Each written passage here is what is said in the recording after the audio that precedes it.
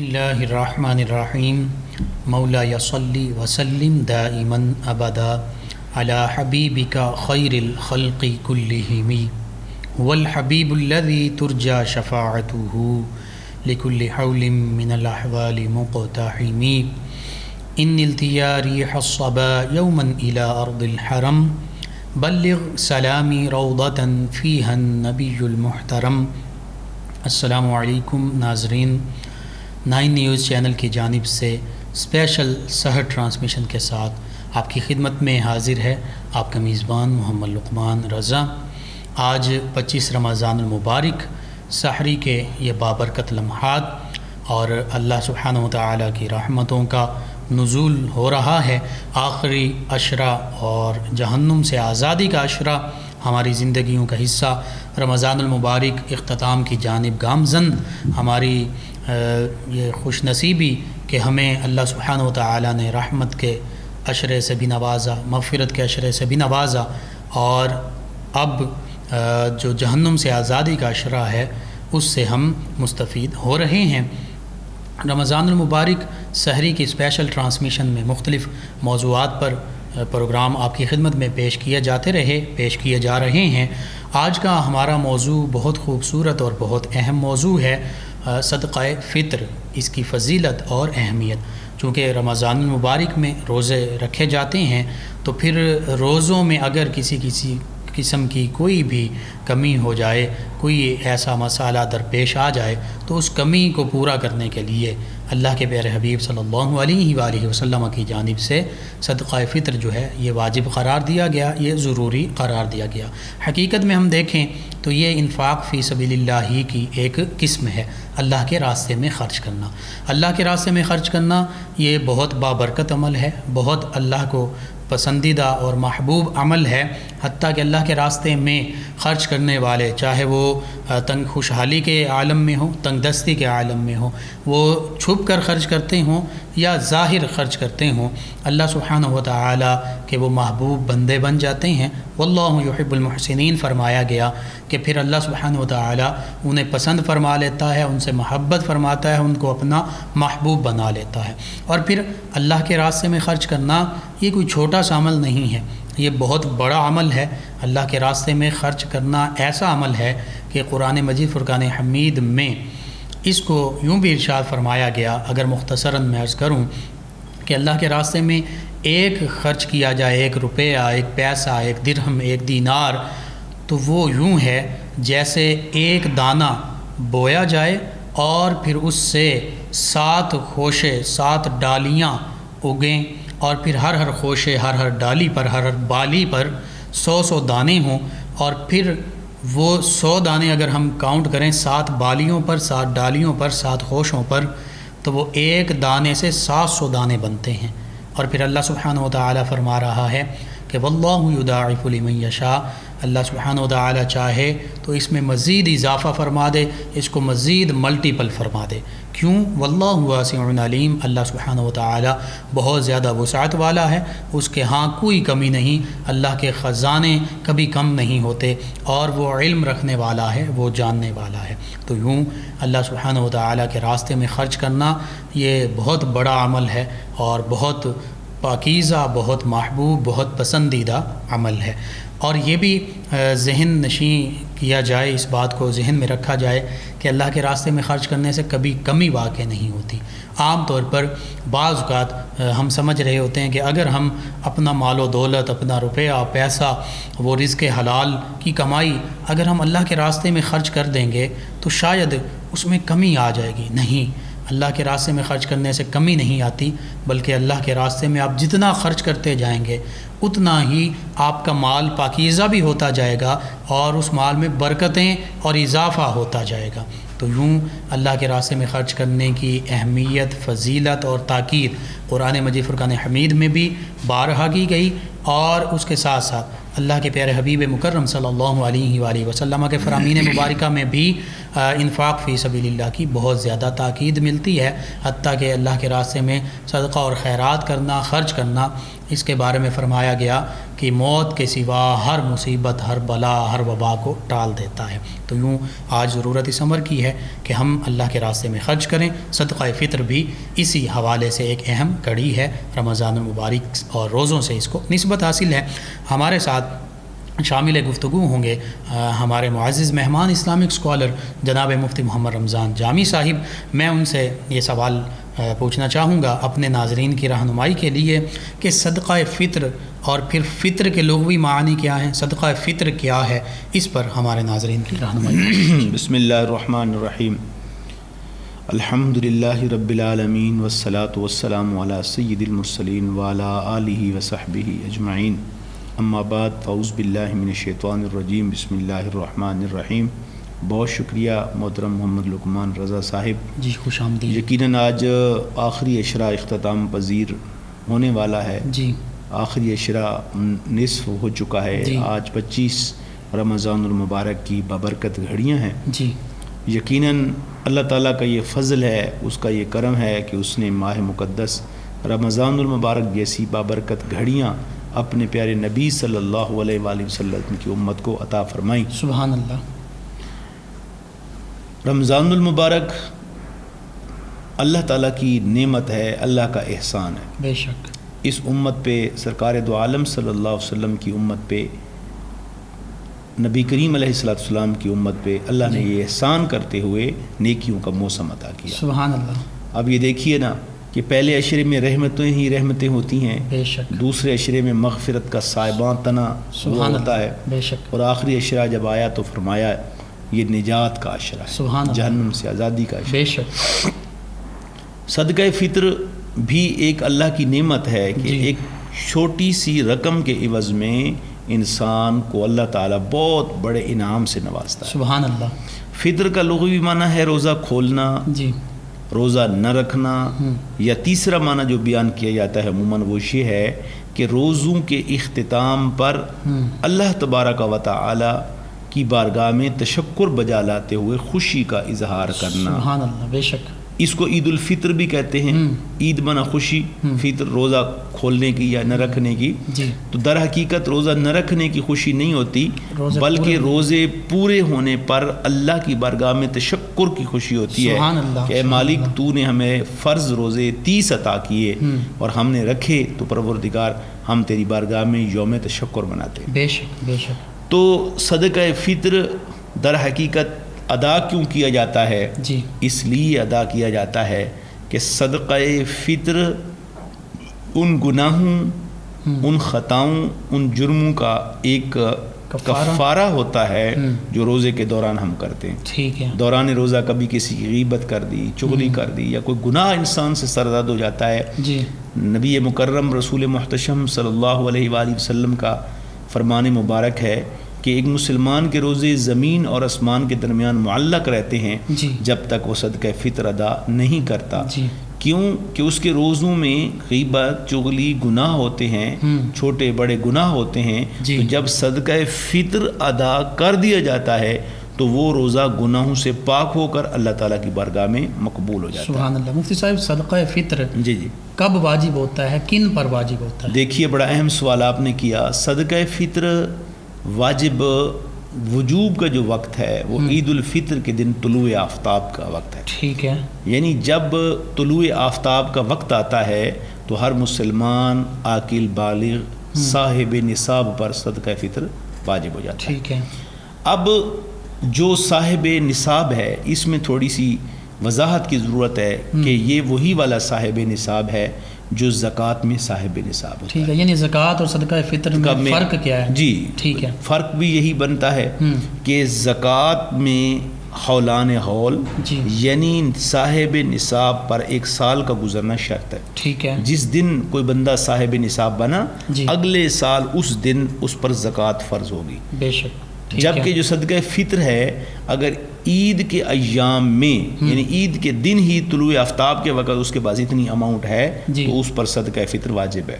ٹھیک ہے۔ اور اس میں دوہرا فرق ہے جی کہ زکوٰۃ میں جس پر زکوٰۃ فرض ہو رہی ہے صرف اپنی طرف سے فرض ہو رہی ہے جی کہ وہ خود ادا کرے گا، لیکن جہاں صدقہ فطر میں جس پہ زکوٰۃ صدقہ فطر واجب ہو رہا ہے وہ خود اپنا بھی ادا کرے گا، بیوی بچوں کا بھی، یا جتنے بھی افراد اس کی کفالت کے اندر ہیں وہ سب کی طرف سے وہ ادا کرے گا۔ یعنی جو گھر کا سربراہ ہے، جو گھر کا کفیل ہے، وہ بیوی بچوں کا صدقہ فطر وہ بھی ادا کر رہا ہے، حتیٰ کہ اگر اس کے گھر میں والدین ہوں۔ جی بالکل، ہاں اس کی کفالت میں ہے تو والدین کی طرف سے بھی ادا کرے گا۔ اگر والدین الگ ہیں، صاحب ثروت ہیں، تو وہ عموماً ہمارے معاشرے میں جو بوڑھے ماں باپ ہوتے ہیں اپنے بچوں کے ساتھ ہوتے ہیں تو سارے اختیارات بوڑھے ماں باپ اپنے بچوں کو دے دیتے ہیں، تو ذرائع کفالت پھر اس پر واجب ہے کہ وہ والدین کی طرف سے بھی ادا کرے گا۔ ٹھیک ہے۔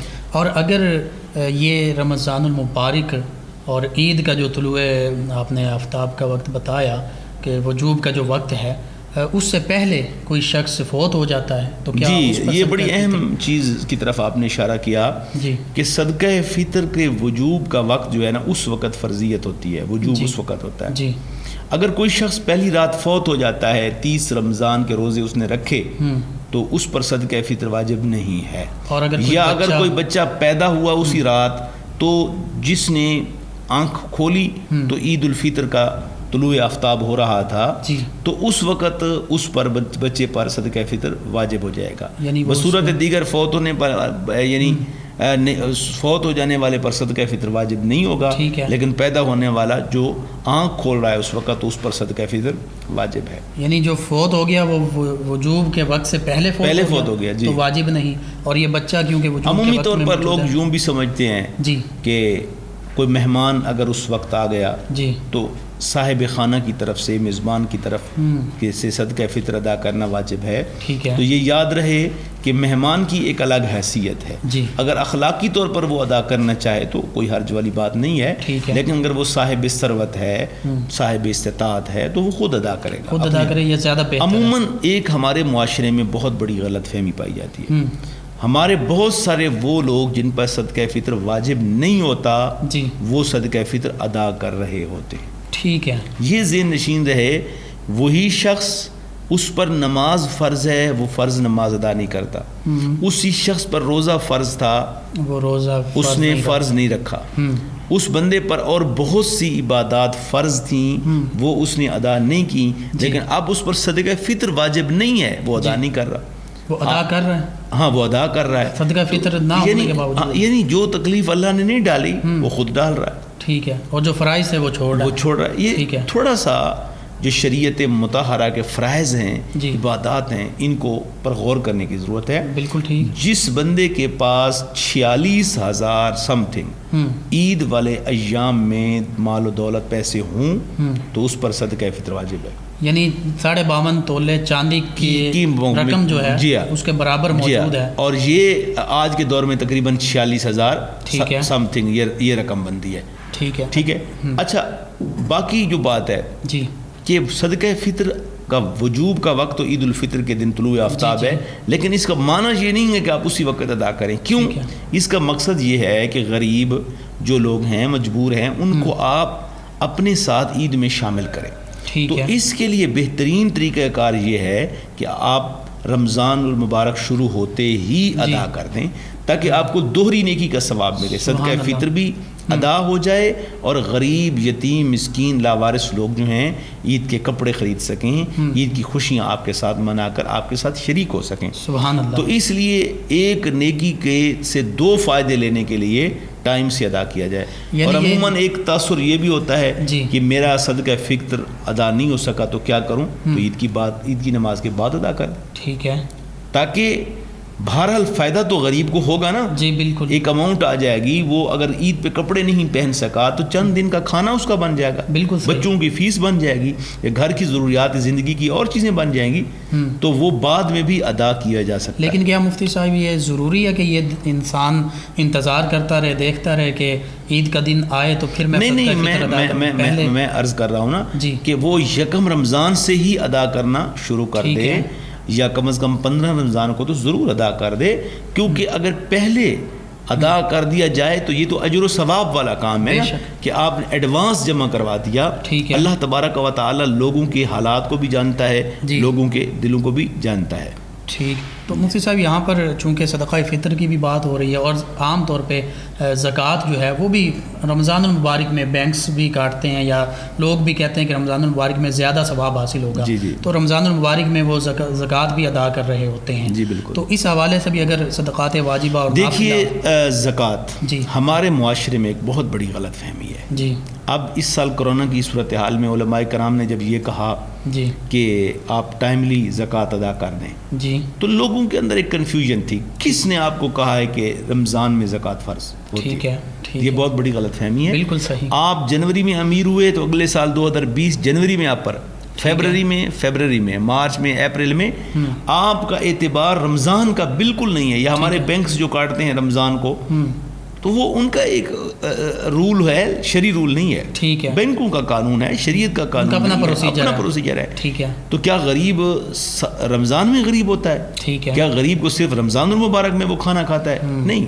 یہ سوچنے کی ضرورت ہے کہ قرآن پاک میں یا نبی کریم علیہ السلام کی احادیث میں جہاں زکوٰۃ کی فرضیت کی بات ہے وہاں پہ یہ ہے کہ کوئی آدمی صاحب نصاب ہوا, ایک آدمی کا والد محرم کے دن فوت ہوا, یکم محرم کو, تو اس کو 1 کروڑ روپے وراثت میں ملے تو وہ اب اگلے سال جب یکم محرم آئے گا تو وہ صاحب ثروت ہے. بالکل ٹھیک. اب اس کے لیے لازمی نہیں کہ وہ رمضان کا انتظار کرے. ہاں ہمارے معاشرے میں یہ سمجھا جاتا ہے, کہا جاتا ہے, علماء کرام نے لوگوں کو جو سمجھایا ہے, جو سمجھانا ضروری ہے وہ یہ ہے کہ اگر آپ پر محرم میں زکوٰۃ فرض ہوتی ہے تو آپ محرم سے پہلے 2-3 مہینے پہلے جو رمضان آیا اس میں ادا کر دیں. ٹھیک ہے. تاکہ نیکیاں زیادہ مل جائیں, چونکہ صدقے کا ثواب بھی زیادہ ہے. تو اس نیت سے اگر آپ ادا کر دیں گے تو آپ کو اجر و ثواب ملے گا. سبحان اللہ. اب ایک اہم چیز جو صدقہ فطر کے حوالے سے رہتی ہے جی اس کے مقدار جو ہے. جی صدقہ فطر کی مقدار میں 5 اجناس ہیں. ٹھیک ہے. نصف صاع من بر, حدیث پاک کے جو الفاظ ہیں کہ آدھا سا گندم یا اس کا آٹا. ٹھیک ہے. یعنی تقریباً 2 کلو بنتا ہے. جی بالکل. اور اس کے علاوہ پنیر ہے, کشمش ہے, کھجور یا جو ہے, ان کے سب کے الگ الگ معیارات ہیں. یہ 1 سا. جی یہ 1 سا ہے یعنی 4 کلو گرام. تو ان میں یہ ذہن میں رکھنا بہت ضروری ہے کہ اگر آٹا ہو تو اس کا 2 کلو کی قیمت بنتی ہے 125 روپے. ٹھیک ہے. اگر جو ہو تو 320 روپے. جی. اور اسی طرح کھجور 1600, کشمش 1920 اور پنیر جو ہے وہ 3540 روپے فی نفر پر واجب ہوتا ہے. یہاں میں ایک وضاحت کرنا ضروری سمجھتا ہوں کہ ہمارے معاشرے میں لوگ کیا کرتے ہیں کہ ایک وہ شخص جو 500 روپے دہاڑی لیتا ہے اور دوسرا وہ شخص جو 5 لاکھ روپے دہاڑی لیتا ہے, دن میں کما لیتا ہے. بہت بڑے بزنس مین ہیں جو مل اونر ہیں یا جو ملٹیپل کمپنیز کے اندر کام کرتے ہیں. تو اب دونوں حضرات جب صدقہ فطر ادا کرتے ہیں تو کیا کرتے ہیں کہ 125 روپے کے اعتبار سے یعنی گندم کے اعتبار سے کرتے ہیں. کوئی فرق نہیں رکھتے اس میں. کیا اللہ تبارک و تعالیٰ نے قرآن کریم میں ارشاد فرمایا وفی اموالہم حق معلوم للسائل والمحروم, کہ تمہارے اموال میں اللہ نے ایک مقرر کر دیا ہے حق جو یتیموں اور مسکینوں کے لیے ہے. تو کیا 500 روپے کمانے والے میں اور 5 لاکھ کمانے والے میں برابر وہ یتیموں کا حق ہے؟ نہیں. تو یاد رکھنا چاہیے کہ ہمیں ہمارے جو صاحب ثروت لوگ ہیں, جو جدی پشتی امیر ترین لوگ ہیں, ان کو غریبوں کی غربت کا خیال کرتے ہوئے اور غریبوں کی تعداد کا خیال کرتے ہوئے صرف گندم پر نہیں بیٹھ جانا چاہیے بلکہ اس سے زائد بھی ادا کرنا چاہیے. قرآن کریم کی سورۃ البقرہ میں اللہ تعالیٰ فرماتا ہے کہ اگر تم اس نیکی میں بڑھوتری کرو گے تو رب العالمین اپنے فضل سے تمہارے رزق میں بڑھوتری کرے گا. سبحان اللہ سبحان اللہ. تو اس لیے ہمیں چاہیے کہ صدقہ فطر کی اس مقدار کا بھی تعین ضروری ہے, خیال ضروری ہے کہ اگر ہم جو کے ساتھ ادا کریں, اگر ہم کھجور کے ساتھ ادا کریں, ٹھیک ہے, کشمش کے ساتھ اعتبار کریں, یہ سب سے زیادہ جو مہنگا ہے وہ پنیر کا ہے. ٹھیک ہے. تو یہ چیزیں اگر ہم ادا کریں گے تو غریبوں کا جتنا بھلا ہوگا اتنا ہمیں فائدہ ہوگا. اللہ تبارک و تعالیٰ فرماتا ہے الخلق عیال اللہ, سبحان اللہ, مخلوق میرا کنبہ ہے. تو جو بندہ اللہ کی مخلوق سے جس قدر محبت کرتا ہے اللہ تبارک و تعالیٰ اس کے رزق میں اس قدر مال کی فراوانی عطا کرتا ہے. اب ذرا دیکھیے نا جی, جتنے انبیاء تشریف لائے, اہل بیت اطہار کو آپ دیکھ لیں, صوفیاء کرام کی ایک لمبی فہرست ہمارے پاس موجود ہے. جی ان کی زندگیوں پر غور کریں. انہوں نے انسان کو فوکس کیا. قرآن کا موضوع کیا ہے؟ انسان. سبحان اللہ. انبیاء کی جد و جہد کا مقصود کیا ہے؟ انسان.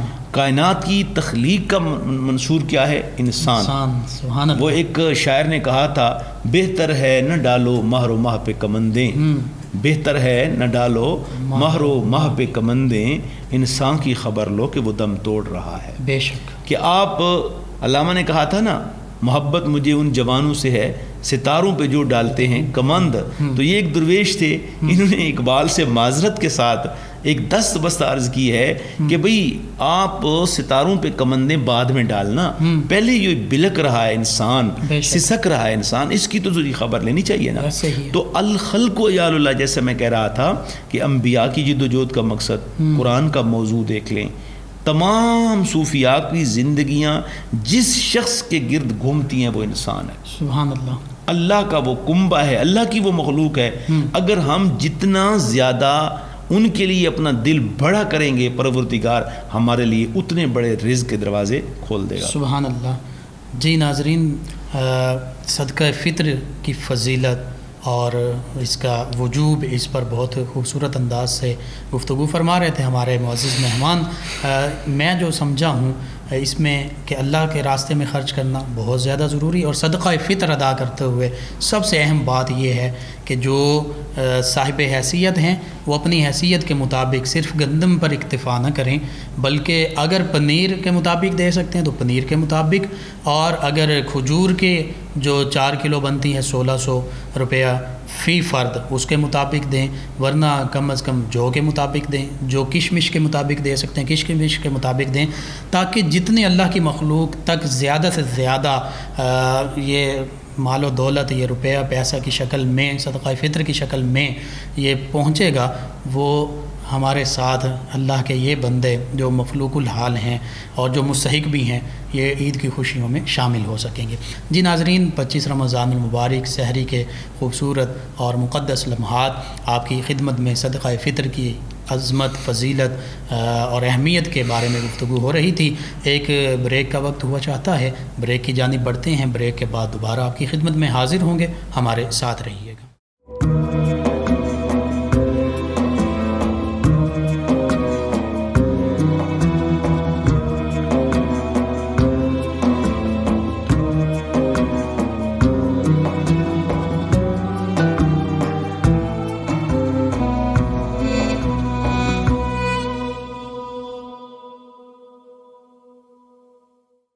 جی ناظرین، 9 نیوز چینل کی جانب سے اسپیشل سحر ٹرانسمیشن میں بریک کے بعد دوبارہ آپ کو خوش آمدید کہتے ہیں. آج 25 رمضان المبارک یہ پرکیف رحمتوں، مغفرتوں اور نجات والے لمحات، اس میں آپ کے سامنے ایک خوبصورت موضوع صدقہ فطر کی فضیلت اور اہمیت پر بات ہو رہی ہے. معاشی حوالے سے، معاشرتی حوالے سے، مذہبی حوالے سے، حتیٰ کہ انفرادی حوالے سے بھی دیکھا جائے تو صدقہ فطر بہت اہمیت کا حامل ہے. جہاں یہ روزوں میں موجود کمی کوتاہی کا کفارہ بن جاتا ہے، یعنی مذہبی حوالے سے جو ہمارے روزوں کی ادائیگی میں کچھ نقص یا کمی ہوئی تو اس کی بھی بہتری کا یہ ضامن بن جاتا ہے، وہیں پر یہ اللہ اور اس کے پیارے حبیب مکرم صلی اللہ علیہ وآلہ وسلم کی رضا اور خوشنودی کا باعث بنتا ہے کہ جب ہم اللہ کی رضا کے لیے صدقہ فطر دے رہے ہیں تو اللہ اور اس کے پیارے حبیب صلی اللہ علیہ وآلہ وسلم کے حکم کی تعمیل کرتے ہیں اور اللہ اور اس کے پیارے حبیب مکرم صلی اللہ علیہ وآلہ وسلم کی رضا پا لیتے ہیں. دوسری جانب جن لوگوں تک ہم یہ صدقہ فطر پہنچا رہے ہوتے ہیں، اور کوشش کی جائے خاموشی کے ساتھ، اور بتانے کی بھی ضرورت نہیں ہے کہ یہ صدقہ ہے یا فلاں مال ہے، ان تک پہنچا دیا جائے تو پھر ان کو ہم خوشیاں پہنچا رہے ہوتے ہیں، اور ان سے ہم ان کے دل سے جو دعائیں نکل رہی ہوتی ہیں ان دعاؤں کا ہم مستحق بن رہے ہوتے ہیں. اور آپ یقین کیجئے کہ وہ دعائیں ایسی ہوتی ہیں کہ جو مظلوم ہے اور جو ایسا طبقہ ہے ان کی دعا تو اللہ کے بارگاہ میں فوراً مقبول ہو جاتی ہے. تو یوں اس بندہ مومن اپنے مسلمان بھائیوں کے دل کو ہم نے راحت پہنچائی، خوشی پہنچائی، اور پھر وہ چھوٹے چھوٹے ننھے بچے جن تک وہ عید کی خوشیاں پہنچیں گی اور وہ کپڑے خریدیں گے، وہ عید کا سامان خریدیں گے، عید کی خوشیوں میں ہمارے ساتھ شامل ہوں گے، تو جب ان کے دلوں سے، ننھے دلوں سے دعائیں نکلیں گی تو وہ حقیقت میں ہماری نجات کا باعث بن جائیں گی، اور ہمارا مال بھی اس کے بدلے میں پاکیزہ ہو جائے گا۔ تو یوں ہر حوالے سے ہمیں صدقہ فطر ادا کرنے سے بہت زیادہ برکات حاصل ہوتی ہیں۔ جی ناظرین، ہمارے ساتھ ہمارے معزز مہمان اسلامک اسکالر جناب مفتی محمد رمضان جامی صاحب شامل گفتگو ہیں۔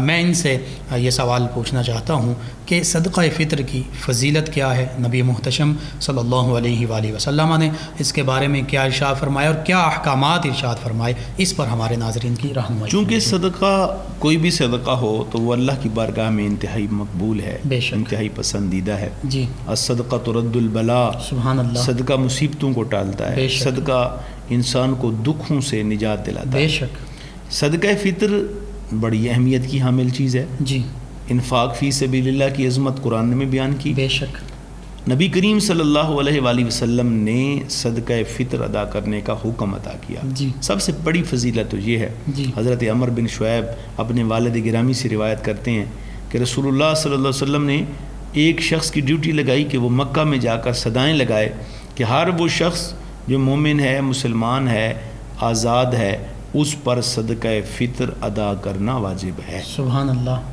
تو نبی کریم علیہ السلام کی حدیث سے بھی ہمیں اندازہ ہوتا ہے کہ صدقہ فطر ہمارے اوپر لازم ہے، ضروری ہے۔ تو اللہ کے حکم کی تعمیل کرنا، رسول اللہ صلی اللہ علیہ وسلم کے فرمان مبارک کو پورا کرنا ایک مسلمان کی بنیادی ذمہ داری ہے۔ یعنی نبی کریم صلی اللہ علیہ وآلہ وسلم نے خود اس کا حکم دیا اور اس کے ساتھ ساتھ تاکید یوں فرمائی کہ ایک منادی جو ہے وہ بھیجا جا رہا ہے جو اعلان کر دے۔ جی، اور اسی طرح حضور نبی کریم علیہ السلام نے ارشاد فرمایا کہ جو شخص صدقہ فطر ادا جب تک نہیں کیا جاتا تب تک روزے زمین اور آسمان کے درمیان معلق رہتے ہیں۔ ٹھیک ہے، یعنی وہ قبولیت کی حد تک قبولیت۔ تو جب انسان صدقہ فطر ادا کر دیتا ہے، انسان کے روزے اللہ کی بارگاہ میں قبول ہو جاتے ہیں۔ تو لہٰذا ان روایات کی روشنی میں ہمیں یہ سبق ملتا ہے کہ ہمیں ٹائملی صدقہ فطر ادا کر دینا چاہیے۔ یہ ہمارے گناہوں کا بھی کفارہ بنے گا اور ہمارے روزے میں جو ہماری گفتگو کی وجہ سے، ہمارے بول چال کی وجہ سے بعض اوقات ایک کمی رہ جاتی ہے تو وہ اس سے پورا ہو جاتی ہے۔ سبحان اللہ۔ مفتی صاحب، جو صدقہ فطر ہے اس کے مصارف کون ہیں، کن کن کو دیا جا سکتا ہے؟ بالکل، قرآن کریم میں جو زکوٰۃ کے مصارف بیان کیے گئے ہیں، جی، انما الصدقات للفقراء والمساکین والعاملین علیہا والمؤلفۃ قلوبہم وفی الرقاب والغارمین وفی سبیل اللہ وابن السبیل۔ سبحان اللہ۔ یہ 8 لوگ جو ہیں، ان میں ایک تو والمؤلفۃ قلوبہم ہے کہ اسلام کی ابتدا میں زکوٰۃ کا کچھ مال ان قریش کے سرداران کو دیا جاتا تھا، کفار کو، تالیف قلب کے لیے، تاکہ اسلام کی سطوت، اسلام کا روب ان کے دل کے اندر جم کر رہے، وہ اسلام کی طرف مائل ہو سکیں۔ جی، اور اس کا بڑا فائدہ ہوا۔ جی، اگر مائل نہ بھی ہوتے تو ظاہر ہے مال پانی ان کے پیٹ میں جب جاتا تھا تو وہ اسلام کے خلاف اٹھنے والی بغاوت میں اس لیول پہ سختی پہ نہیں اترتے تھے جتنی عام دوسرے لوگ ہوتے تھے۔ ٹھیک ہے، لیکن یہ ایک وقت کے لیے تھا۔ اسلام جب غالب آ گیا فتح مکہ کے بعد تو پھر ان چیزوں کی ضرورت نہیں رہی۔ ٹھیک ہے، باقی دیکھیے انما الصدقات للفقراء، فقیر کے لیے، والمساکین والعاملین علیہا جو کلیکٹ کرتے ہیں، ٹھیک ہے، مؤلفات قلوبہم وفی الرقاب، ٹھیک، غلام کو آزاد کرنے کے لیے، وابن السبیل، مسافر۔ تو یہ جو لوگ ہیں ان سب پر صدقہ فطر ان کو دیا جا سکتا ہے۔ ٹھیک ہے، اسی طریقے کے ساتھ سب سے آج کے دور میں جو ضرورت مند لوگ ہیں، دیکھیے ہمارے معاشرے میں چونکہ بیوہ عورت سے شادی نہ کرنے کا رواج ہے، اگر کسی بیوہ عورت کی 1 یا 2 بچی ہے تو وہ بڑی بیچاری مجبور ہے، جی، اس نے بچوں کا پیٹ بھی پالنا ہے، بچوں کو معاشرے کے برابر تعلیم بھی دلوانی ہے۔ ایسی خواتین کے لیے بڑی مشکلات ہیں، ان کا خصوصاً خیال کیا جائے۔ ٹھیک ہے، مزدور لوگ جو بیمار ہیں، جن کی عیالداری زیادہ ہوتی ہے، معذور بھی ہوتے ہیں اور آمدن کم ہے، ان کا بھی خیال کیا جائے۔ اور اس کے ساتھ ساتھ میں یہ بھی عرض کرنا چاہوں گا کہ جو رفاہ عامہ کے، دین اسلام کی تبلیغ کے جو ادارے ہیں، جی، ان پر بھی یہ یاد رکھنا، خصوصاً ملک پاکستان میں، یہ دیکھیں لقمان صاحب، جی، کہ ملک پاکستان میں ایک ستیلی ماں جیسے ستیلی اولاد سے سلوک کرتی ہے، ہمارے دینی اداروں کے ساتھ وہ سلوک ہو رہا ہے۔ بالکل ٹھیک۔ آپ پورے ملک کے اداروں کو دیکھیں، وہاں ایک غریب طبقے کی بڑی تعداد میں بچے موجود ہوتے ہیں، لیکن حکومت کی طرف سے کوئی فنڈ نہیں ہے۔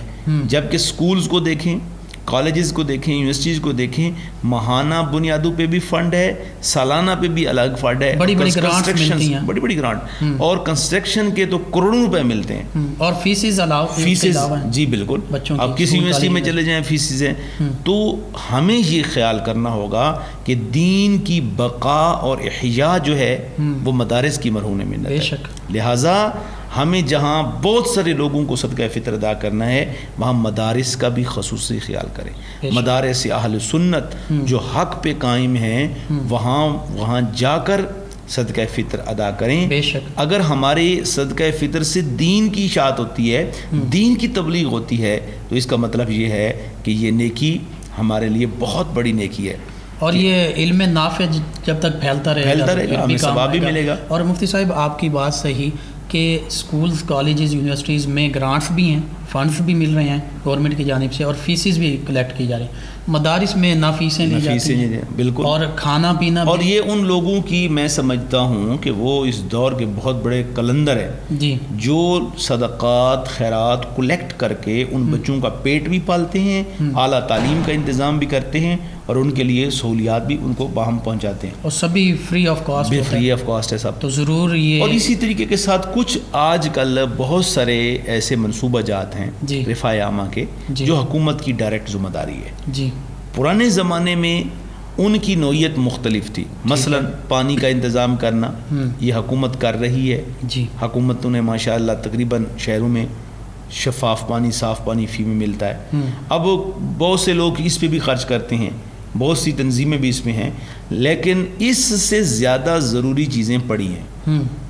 کروڑوں روپے اگر آپ پانی پہ لگا رہے ہیں تو اس اسکیم پہ تو گورنمنٹ بھی کر رہی ہے، اس سے اگر آپ دیکھ لیں کہ بہت سے ایسے پروجیکٹس ہیں جو اس سے زیادہ ضرورت مند ہے، صحیح، تو آپ ان کو کر دیں۔ بالکل ٹھیک ہے۔ میں نے سیلانی خصوصی طور پر بڑی تعریف کرنا چاہوں گا اس کی کہ سیلانی ویلفیئر ٹرسٹ جو ہے، جی، اگر سیلانی کو دیکھیں تو الحمدللہ اس نے بڑی کمال کی خدمت سر انجام دی۔ ٹھیک ہے، تعلیم کے شعبے میں دیکھیں، تبلیغ کے شعبے میں دیکھیں، اور خصوصاً بھوکوں کو کھانا کھلانے میں جگہ جگہ پہ ان پہ سٹال لگے ہوئے ہیں، اور بلا تمیز جو بھی آ جاتا ہے اس کو کھانا ملتا ہے، مہمان بنا کے بڑے اچھے انداز سے کھلاتے ہیں۔ تو بہرحال اس کے جو مصارف ہیں وہی ہیں۔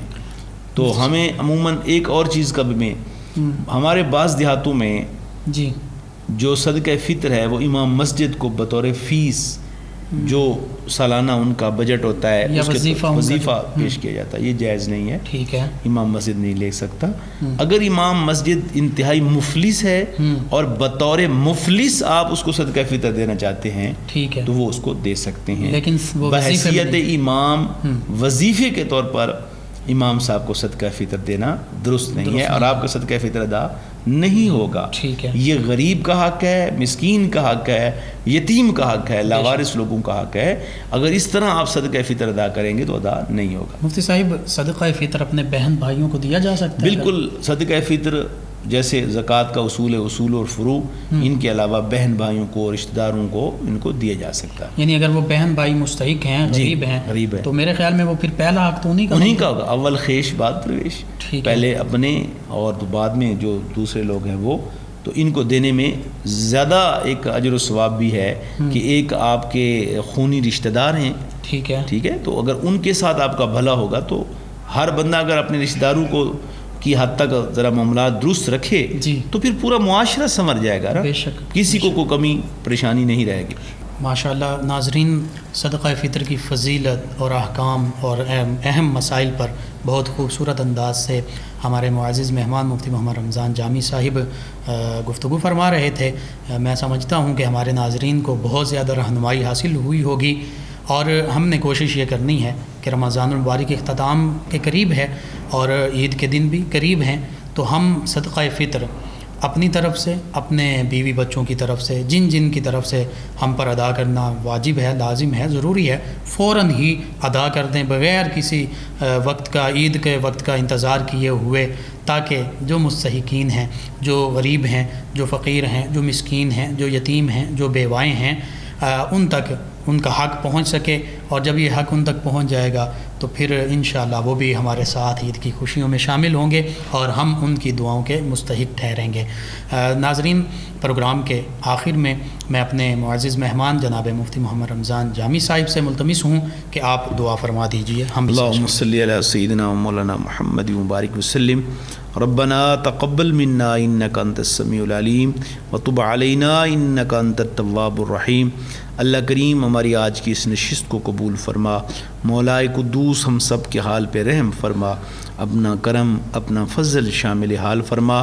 مالک کریم رمضان المبارک کا آخری عشرہ اور تیزی کے ساتھ انجام کی طرف گامزن ہے، میرے مالک ہر لمحہ خیر، ہر لمحہ برکت، ہر لمحہ رحمتوں سے ہم سب کو مالا مال فرما۔ آمین۔ پوری دنیا میں جہاں کہیں مسلمان بیمار ہیں انہیں صحت کاملہ عاجلہ کلی عطا فرما۔ آمین۔ صلی اللہ تعالیٰ علی خیر خلقہ محمد وعلی آلہ۔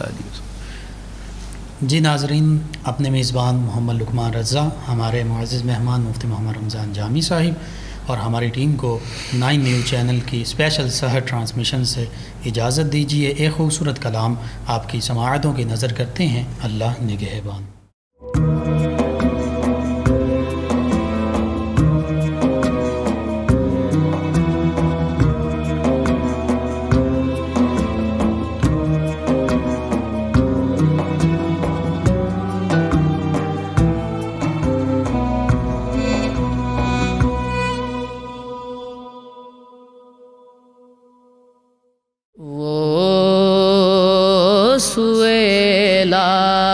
لالازار پھرتے ہیں،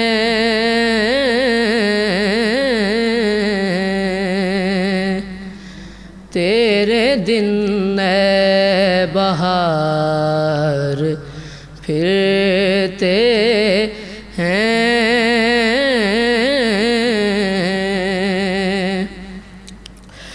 اس گلی کا گدا ہوں میں جس میں اس گلی کا گدا ہے، جس میں مانگتے تاجدار پھرتے ہیں،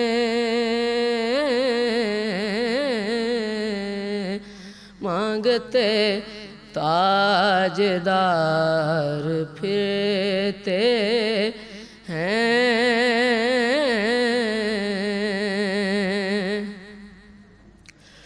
پھول کیا دیکھوں میری آنکھوں میں، پھول کیا دیکھوں میری آنکھوں میں، دشت طیبہ کے خار پھرتے ہیں، وہ سوئے لالازار پھرتے ہیں، تیرے دن اے بہار پھرتے ہیں۔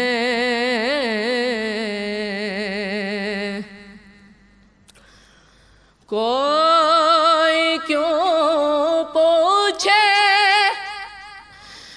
تیری بات رضا،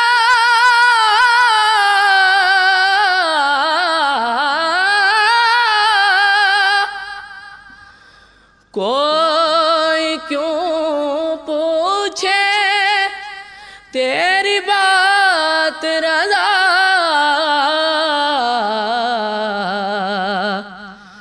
تجھ سے کتے ہزار پھرتے ہیں، تجھ سے کتے ہزار پھرتے ہیں۔